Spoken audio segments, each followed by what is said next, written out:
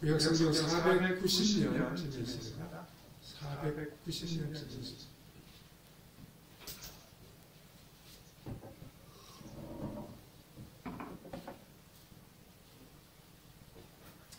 사무엘하 17장 1절에서 23절 우리 함께 말씀을 읽겠습니다. 아히도벨이 또 압살롬에게 이르되 이제 내가 사람 10,000명을 택하게 하소서.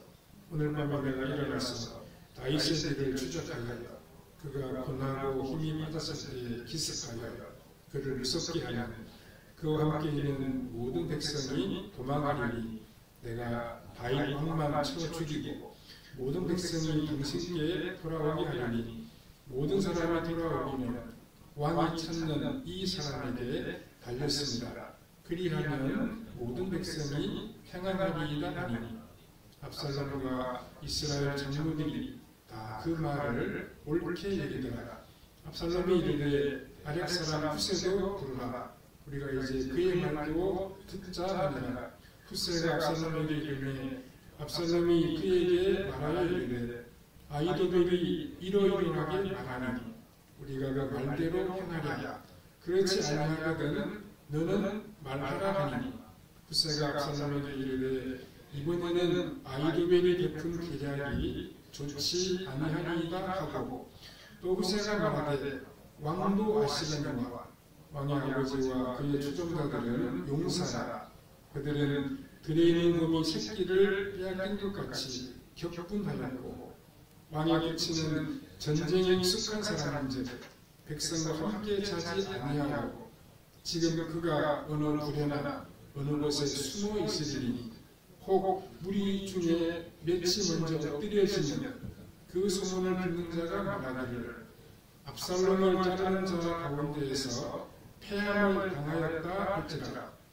비록 그가 사자 같은 마음을 가진 용사의 아들일지라도 낙심하리니 이는 이스라엘 무리가 왕의 아버지는 영웅이요 그의 추종자들도 용사인 줄 알미니이다.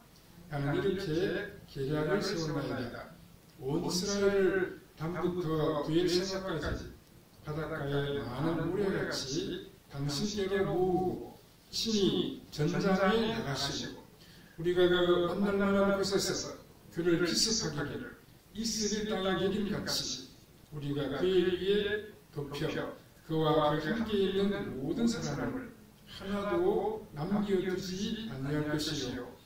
또 만일 그가 어느 성에 들었으면 온 이스라엘이 밧줄을 가져다가 그 성을 강으로 끌어들여서 그곳에 작은 돌 하나도 보이지 아니하게 할 것이니이다 하며 압살롬과 온 이스라엘 사람들이 이르되 아렉 사람 후세의 계략은 아히도벨의 계략보다 낫다 하니 이는 여호와께서 압살롬에게 화를 내리려 하사 아히도벨의 좋은 계략을 물리치라고 명령하셨음이더라. 이에 후세가 사독과 아비아달 두 제사장에게 이르되 아히도벨이 압살롬과 이스라엘 장로들에게 이러이러하게 계략을 세우고 나도 이러이러하게 계략을 세웠으니 이제 너희는 빨리 사람을 보내 다윗에게 전하기를 오늘 밤에 광야 마르트에서 사지 말고 아무쪼록 건너가소서 하라. 혹시 왕과 그를 따르는 모든 백성이 몰사할까 하노라 하니라. 그때 에나단과 아히마아스가 사람을 볼까 두려워하여 감히 성에 들어가지 못하고 에노르겔가에 머물고 어떤 여종은 그들에게 나와서 말하고 그들은 가서 다윗 왕에게 알리더니 한 청년이 그를 보고 압살롬에게 알린지라. 그 두 사람이 빨리 달려서 바울이 있던 사람의 집에 들어가서 그의 집 뜰에 있는 우물 속으로 내려가니 그 여인이 덮을 것을 가져다가 우물 아귀를 덮고 찌은 곡식을 그 위에 넣으며 전혀 알지 못하더라. 압살롬의 종들이 그 집에 와서 여인에게 묻되 아히마아스와 요나단이 어디 있느냐 하니 여인들이 그들에게 이르되 그들이 시내를 건너가더라 하니 그들이 찾아도 만나지 못하고 예루살렘으로 돌아가니라.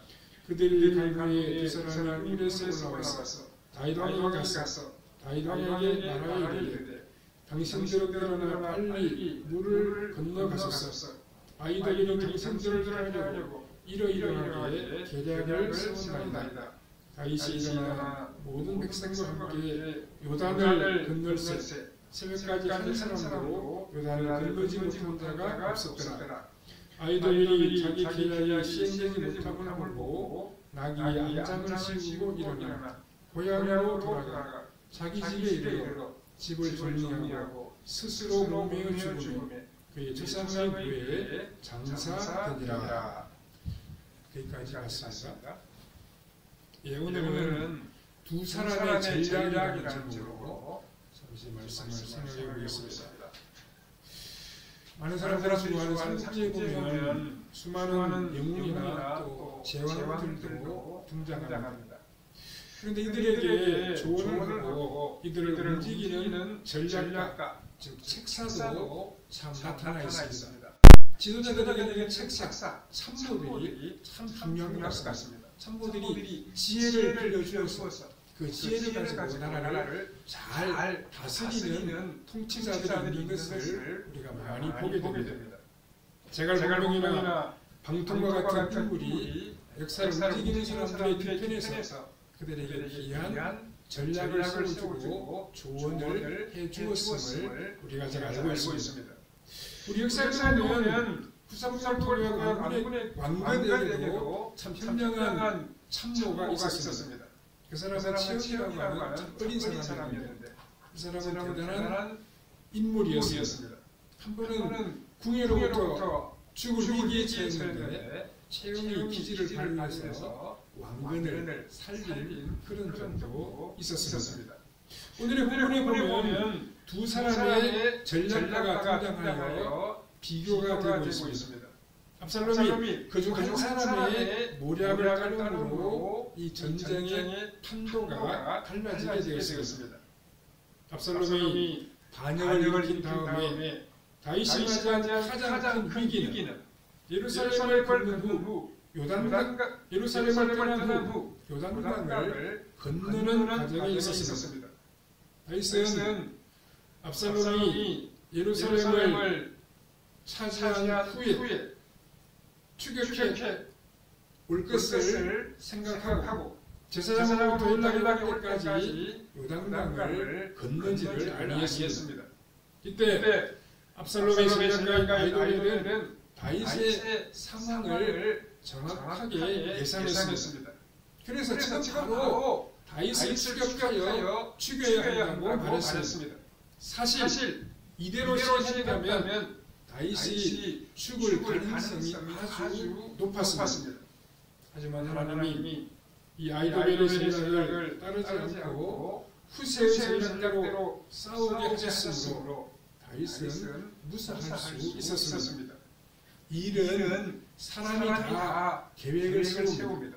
하지만 그 일을 이루어주시는 분은 우리 하나님이십니다. 그래서 우리는 우리의 미래를, 우리의 일을 하나님께 맡기고 하나님의 도우심을 바라봐야 됩니다. 그렇기 때문에 우리는 곤고한 일을 만나도 우리 생각대로 일이 잘 안 되어도 포기하지 말고 전능하신 하나님께 기도하며 나아가야 합니다. 우리는 이 두 사람의 전략을 살펴보면서 오늘 주시는 주님의 교훈을 함께 받아야 하겠습니다. 첫 번째로 압살롬은 아히도벨의 전략을 따르지 않았습니다. 1절에서 3절을 보시면 아히도벨이 또 압살롬에게 이르되 이제 내가 사람 12,000명을 택하게 하소서. 오늘 밤에 내가 일어나서 다윗의 집을 추적하여 그가 강하고 힘이 빠졌을 때에 기습하여 그를 무섭게 하면 그와 함께 있는 모든 백성이 도망하리니 내가 다윗만 쳐 죽이고 모든 백성이 당신께 돌아오게 하리니 모든 사람이 돌아오기는 왕이 찾는 이 사람에게 달렸습니다. 그리하면 모든 백성이 평안하리이다 하니라고 했습니다. 아히도벨은 다윗 일행의 약점을 명확하게 파악했습니다. 그는 압살롬이 예루살렘을 차지하고 쫓기고 있는 다윗을 기습하여 죽이면 자신들의 쿠데타가 성공할 것이라고 생각했습니다. 이 주장은 아주 좋은 전략이었고 이들이만 했으면 이 전쟁에서 승리할 수 있었습니다. 압살롬과 그를 따르는 사람들은 아히도벨의 이 전략을 일단 좋게 여겼습니다. 그렇지만 압살롬은 좀 더 신중하게 결정하기 위해 다윗이 좋아했던 후세를 불러 그의 의견도 참고하기로 했습니다. 사실 아히도벨의 생각은 너무나도 훌륭했습니다. 성공 가능성이 높았습니다. 지금 도망가고 있는 다윗은 제대로 전투력을 갖추지 못하고 있었습니다. 압살롬이 아히도벨의 전략을 좋게 여기면서도 결정을 내리지 못했습니다.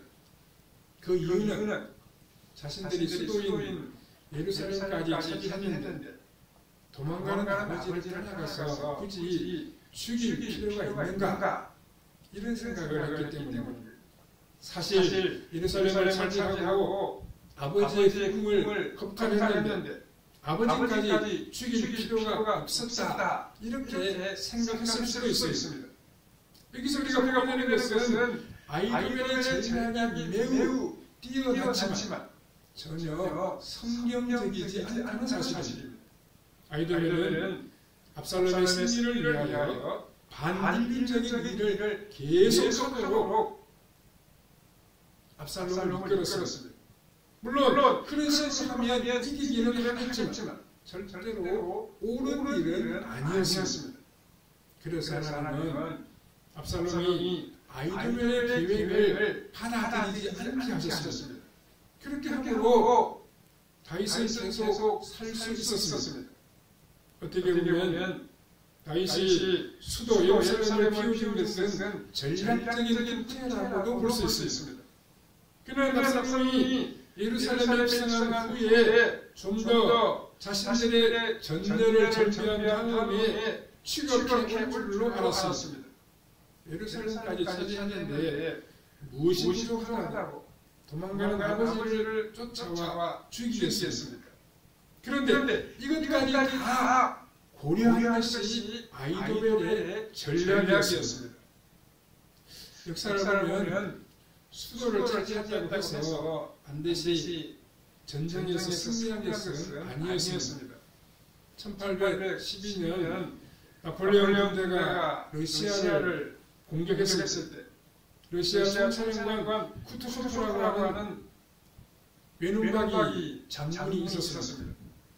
이 사람은 나폴레옹 군대와 싸워서 크게 승산이 없다 이렇게 판단했습니다. 이전에 나폴레옹 군대와 싸워서 크게 패배한 적도 또한 있었습니다. 이 쿠투소프 장군은 결국 나폴레옹에게 큰 저항 없이 수도인 모스크바를 내어주었습니다. 프랑스 군대는 모스크바의 구역을 입성하여 약탈을 일삼고 곳곳에 불을 질렀습니다. 이렇게 하는 동안 프랑스 군대의 군기가 점점 더 해이해졌습니다. 나중에는 상관이 무슨 지시를 해도 군인들이 잘 말을 하지 않았습니다. 그러니까 엉망진창에 군대가 되고 말았습니다. 그렇게 시간이 흘러 모스크바에 겨울이 찾아오면서 프랑스 군대는 후퇴하게 되었는데 수많은 프랑스들이 그만 얼어 죽고 말았습니다. 그리고 마지막 후퇴하는 강력한 때 러시아 군대의 총공격을 받아서 거의 전멸을 하다시피 하여 프랑스로 도망가게 되었던 것입니다. 그러니까 이 전쟁에서는 마지막에 이기는 군대가 결국 승리를 하는 것입니다. 아무리 아히도벨의 전략이 승리를 가져가는 것이라고 해도 그것은 윤리적으로 옳지 못했습니다. 그래서 결국 압살롬의 군대는 패배할 수밖에 없었습니다. 하나님은 다윗을 참 사랑하셔서 아히도벨의 전략 자체가 채택되지 않도록 역사하셨습니다. 두 번째로 압살롬은 후세의 전략을 받아들였습니다. 어떻게 할지를 정하지 않은 압살롬은 또 후세를 불렀습니다. 후세는 압살롬의 제자는 아히도벨의 제자를 듣고 아마 깜짝 놀랐을 것입니다. 그 작전은 다윗을 위협에 빠뜨리기에 충분한 작전이었기 때문입니다. 이때 후세는 전혀 내색하지 아니하고 이 아히도벨의 전략이 채택되지 않도록 만들어야 했습니다. 이럴 때 최초로 기도가 필요합니다. 실제로 구절에 보면 후세가 압살롬에게 이르되 이번에는 아히도벨의 베푼 계략이 좋지 아니하니이다 하고 또 후세가 말하되 왕도 아시거니와 왕의 아버지와 그의 추종자들은 용사라. 그들은 들에 있는 공이 새끼를 빼앗긴 것 같이 격분하였고 왕의 부친은 전쟁에 익숙한 사람인즉 백성과 함께 사지 아니하고 지금 내가 어느 구려나 어느 곳에 숨어 있으니 홍부리 중에 며칠 먼저 엎드려지면 그 소문을 듣는 자가 말하기를 압살롬을 다른 자 가운데에서 패함을 당하였다 할지라 하고 했습니다. 후세는 이 아히도벨의 전략이 좋지 않은 이유를 몇 가지로 설명하고 있습니다. 우선 다윗은 참 전쟁에 능한 사람이라는 것입니다. 지금까지 다윗이 수많은 전투에 나가서 패배한 적이 없을 정도로 아주 전쟁을 잘하는 그런 장수이기도 했습니다. 그러니까 다윗이 아무런 대책 없이 도망가지 아니했을 것이라는 말입니다. 함정을 파놓고 있거나 동굴 같은 곳에 숨어 있을 것이라고 그렇게 본 것입니다. 그런데 실제로 다윗의 함정은 없었습니다. 아히도벨이 예상한 대로 다윗은 상세가 아들이기 때문에 예루살렘을 차지한 것으로 만족할 것으로 보고 천천히 요단강을 건너가려고 했습니다. 하지만 후세는 다윗이 숨어서 압살롬의 군대를 공격할 수 있을 것이기 때문에 지금 바로 다윗을 추격하는 것은 좋지 않다고 말했습니다. 아히도벨의 말대로 즉시 추격했다면 다윗을 죽일 수 있었는데 압살롬은 그렇게 행하지는 않았습니다. 하나님께서 다윗과 함께 하심으로 그를 지켜주셨던 것입니다. 또 후세는 다윗을 공격하려면 지금 바로 추격하는 것보다는 전면전을 펼치는 것이 더 승산이 높다고 말했습니다. 11절에 13절에 보면 나는 이렇게 계략을 세웠나이다. 온 이스라엘을 단부터 브엘세바까지 바닷가에 많은 모래같이 당신께로 모으시고 친히 전장에 나가시고 우리가 그 한날 많은 곳에서 그를 기습하기를 이스라엘 땅에 내린 같이 우리가 그의 위에 덮여 그와 함께 있는 모든 사람을 하나도 남겨두지 아니할 것이요 또 만일 그가 어느 산에 들었으면 온 이스라엘이 밧줄을 가져다가 그 산을 강으로 끌어들여서 그곳에 작은 돌 하나도 보이지 아니하게 할 것입니다 하며 하고했습니다. 후세의 말을 듣고 압살롬은 굳이 도망가는 아버지를 기습해서 죽이는 것이 좋지 않다 이렇게 생각한 것 같습니다. 그래서 전면전을 펼쳐서 이기는 쪽을 압살롬이 선택했습니다. 본문에 보면 후세는 참 재미있는 표현을 사용하고 있는데 그것은 다윗이 어떤 성에 들어가면 그 성을 밧줄로 묶어서 강에 집어넣어버리자 이렇게 말을 하고 있습니다. 후세가 전쟁을 펼쳐서 전면전을 펼치려고 말하고 있습니다. 당연히 다윗에게 도망갈 시간을 벌어주기 위해서입니다. 근데 참 놀랍게도 압살롬과 그를 따르는 사람들은 이 아히도벨의 좋은 전략을 받아들이지 아니하고 후세의 전략을 받아들였습니다. 13절에 보면 압살롬과 온 이스라엘 사람들이 이르되 아렉 사람 후세의 계략은 아히도벨보다 마땅하니 이는 여호와께서 압살롬에게 화를 내리게 하사 아히도벨의 좋은 계략을 물리치라고 명령하셨습니다. 이렇게 말씀하고 있습니다. 압살롬과 그의 추종자들은 왜 후세의 전략이 더 좋다고 더 합당하다고 판단했겠습니까?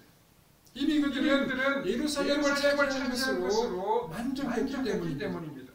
그들은 예루살렘에 있는 보물을 차지하며 여자들을 차지한 것이기 때문에 우리가 고생을 해서 빨리 다윗을 따라갈 필요가 있느냐 이렇게 생각했습니다. 사람의 미래는 아무도 알 수가 없습니다. 그러니까 내일 일을 알 수 없습니다. 근데 그때는 그 계획이 가장 좋다고 생각되었는데 결국 그 계획이 잘못된 방향으로 나아가는 그런 경우도 수없이 있을 수 있습니다. 그래서 우리는 어떻게 하든지 하나님을 의지하면서 하나님의 도우심, 하나님의 함께하심을 바라볼 수밖에 없습니다. 하나님께 나아가 기도하는 것이 우리가 할 수 있는 가장 복되고 현명한 방법입니다. 우리 지혜가 아니고 하나님의 지혜를 빌려오는 것이 복된 삶의 방법이라는 말씀입니다. 한순간에 사는 것과 죽는 것이 한 걸음 날 수 있는데 하나님은 후세를 통해서 다윗을 지켜주셨습니다. 세 번째로 다윗을 돕는 손길이 있었습니다. 다윗은 미리 후세에게 군사 정보를 전달할 방법을 일러두었습니다. 후세가 예루살렘에 있는 두 제사장에게 소식을 전하고 제사장은 자신들의 아들인 요나단과 아하스에게 알려서 다윗에게 전해주는 방법이었습니다. 후세는 두 제사장에게 압살롬 진영의 작전 상황을 가르쳐 주었습니다. 어떻게 해서든지 다윗은 광야 방토에서 잘못하지 말고 요단강을 빨리 건너서 안전한 곳으로 피하라고 했습니다. 후세가 이렇게 말한 것은 압살롬이 어떻게 변했는지 알 수가 없기 때문입니다. 또 아히도벨이 다윗을 혼자서 자기가 군대를 이끌고 추격할 수도 있었습니다. 그러므로 좌우가 안으로 요단강을 건너가지 아니하면 매우 위험하다는 사실을 알려주어야 했습니다. 그런데 이것을 전달하는 과정이 쉽지 않았습니다. 요나단과 아하스는 성 안으로 들어가지 못하니까 중간에 여정을 통해서 이 소식을 전달받았습니다. 만약 이들이 들리게 되면 후세와 두 제사장과 다윗 모두가 위험에 빠질 수밖에 없습니다. 요나단과 아하스는 압살롬의 부하에게 들켜서 도망가다가 바울이 명하여 집을 속으로 피신했는데 그 집 여인이 이물을 덮고 찍은 음식을 그 위에 널어놓았습니다. 압살롬의 부하들이 와서 요나단과 아하스가 어디 있느냐 이렇게 물으니까 이 여인은 그들이 시내를 건너갔습니다 이렇게 대답을 했습니다. 이것을 보면 여인들이 참 배반하지 아니하고 끝까지 지켜주는 것을 우리가 볼 수 있습니다. 하나님은 다윗을 위하여 이 두 사람을 붙잡히지 않도록 지켜주셨습니다. 아히도벨의 전략이 채택되지 않게 하셨던 하나님께서 이번에는 추격자들을 따돌리게 만들어 주셨습니다. 이처럼 우리는 하나님의 도움 없이는 한순간도 제대로 살아갈 수 없는 연약한 존재들입니다. 이런 우리를 하나님께서 책임져 주시고 늘 평안한 길로 인도하여 주십니다. 두 사람에서 아히도벨과 후세의 전략을 다윗은 사탄의 세력의 무서움을 알게 되었을 것입니다. 아히도벨은 다윗의 약점을 꿰뚫고 있었습니다. 그러나 하나님께서 이 아이돌의 전략을 물리치시게 하고 후세의 전략이 선택되도록 만드셨습니다. 다윗은 후세가 전하는 말을 듣고 밤새 강을 건너갔고 새벽에 강 건너편에 이룰 수 있었습니다. 압살롬이 후세의 전략대로 하기를 했는데 굳이 강을 건너갈 필요가 있을까? 이렇게 생각할지 모르지만 우리의 미래는 우리가 알 수가 없습니다. 그래서 주어진 상태에서 최선을 다해서 준비하는 것이 현명한 삶의 방법입니다. 그런데 우리가 보면 이 성경을 보면 아이돌이 놀라운 행동을 하고 있습니다. 그는 자신의 전략이 채택되지 않는 것을 보고 이미 전쟁에서 졌다라고 판단한 것 같습니다. 그래서 나귀를 타고 고향으로 내려가서 스스로 목숨을 끊고 말았습니다.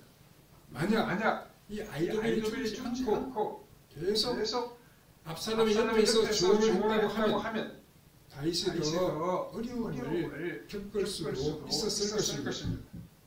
그런데 그는 잘 나가다가 자신의 전략이 선택되지 않으니까 스스로 죽는 길을 택했습니다.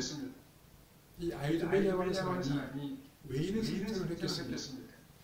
첫 번째 이유는 아이돌이 자존심이 너무나도 강해서 자신의 의견이 거부당하는 것을 견디지를 못했습니다. 아이돌은 압살롬이 자신의 말보다 후세의 말을 듣는 것을 보고 화가 나서 참지를 못했습니다. 그는 이 세상에서 자신보다 더 머리가 좋은 사람이 없다고 여기는 천재였습니다. 이런 자신의 전략이 배제된 것을 그냥 넘어갈 수가 없었던 것입니다. 두 번째 이유는 아이돌은 머리가 참 좋았지만 믿음이 없는 사람이었기 때문입니다. 그는 뛰어난 전략을 가졌지만 늘 불안해했고 실패에 대한 두려움이 있었기 때문에 스스로 죽는 선택을 어리석게도 하고 말았습니다. 아이도벨은 하나님의 뜻을 거스르고 반인륜적인 일을 하도록 권하는 그런 조언을 계속해왔습니다. 그래서 그는 망하는 길로 나아갈 수밖에 없었습니다. 이 땅의 지혜와 방법만을 동원한 아이돌의 전략을 하나님께서 기뻐하지 아니하셨습니다. 이 땅의 싸움은 지혜의 대결이라고도 말할 수 있습니다. 우리 인간의 지혜는 짧은 시간 안에서는 통하는 것 같이 보입니다. 단시간에는 우리의 짧은 생각이 우리를 더 좋은 길로 나아가는 것 같이 보이기도 합니다. 하지만 결국 하나님 주시는 지혜가 이기게 되어 있습니다. 우리는 세상 사람들이 추구하는 눈앞에 보이는 이익만 따라서 살아가지 말아야 됩니다. 하나님의 지혜를 구하며 우리의 안목을 넓혀 조금 더 멀리 바라보고 멀리 생각하는 이런 마음을 가져야 합니다. 하나님이 원하시는 복된 삶을 먼저 구하며 살아가야 됩니다. 하나님의 나라와 하나님의 의를 먼저 구하는 우리의 신앙생활이 되어야 됩니다. 하나님이 참 원하시는 게 뭘까? 하나님이 기뻐하시는 것은 뭘까 하는 것을 우리는 먼저 고려해야 됩니다. 그러니까 그것을 우리의 선택의 기준으로 삼아야 합니다. 그렇게 하기 위해서 말씀 안에 있는 하나님의 지혜를 배우고 그 하나님의 지혜를 우리 삶에 적용하며 실천해 나가야 합니다. 우리는 악한 마귀가 우는 사자와 같이 삼킬자를 찾는 마지막 시대를 살아가고 있습니다. 할 수 있으면 택한 하나님의 백성이라도 넘어뜨리려고 하는 그런 때를 우리가 지금 지나가고 있습니다. 이때 우리는 근신하고 성령님께서 말씀 안에서 우리를 인도하시도록 늘 깨어 기도해야 됩니다. 하나님 말씀 안에서 우리 나아갈 길을 찾아야 됩니다. 하나님 주시는 지혜와 능력을 받아 믿음으로 나아감으로 하루하루 승리하며 살아가는 성도님들의 삶이 다 되시기를 바랍니다. 사랑하는 하나님 은혜를 감사합니다. 오늘 우리가 두 사람의 전략을 잠시 한번 생각해 보았습니다. 인간적인 지혜로 판단할 것인지 아니면 하나님이 주시는 지혜를 가지고 살아갈 것인지 우리가 늘 생각하며 살게 하여 주시옵소서. 말씀 안에서 하나님의 지혜를 찾게 하여 주시옵소서. 성령님 인도하시는 것을 따라서 믿음으로 나아가는 우리의 발걸음이 되게 하여 주시옵소서. 말씀과 성령의 도우심을 따라 나아가므로 항상 믿음으로 승리하는 우리의 신앙생활이 다 되게 해주시기를 원하옵고 예수님의 거룩하신 이름으로 기도하옵나이다. 아멘.